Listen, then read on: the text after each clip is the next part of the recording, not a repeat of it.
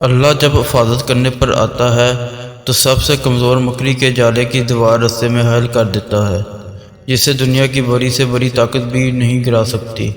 اس لیے بھروسہ اور یقین صرف اللہ تعالیٰ کی ذات پر رکھیں، کیونکہ وہ مسبب الاسباب ہے۔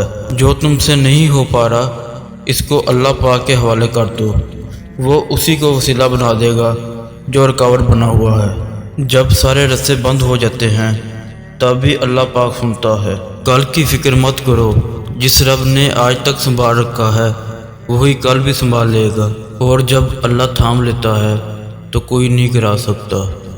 وہ میرا مہربان رب مجھے نئی صبح دے کر پھر مہلت دیتا ہے، شاید میرا بندہ توبہ کر لے اور میں اسے بخش دوں۔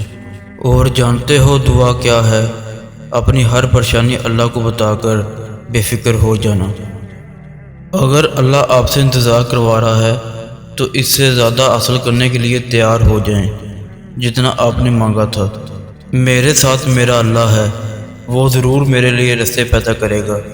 جب دل اداس ہو اور آنکھوں میں آنسو ہوں تو بس یہ بات یاد رکھنا کہ اللہ تمہارے ساتھ ہے اور ہمیشہ رہے گا۔ امید جب اللہ سے لگی ہو تو ٹوٹنے کا کوئی خوف نہیں ہوتا۔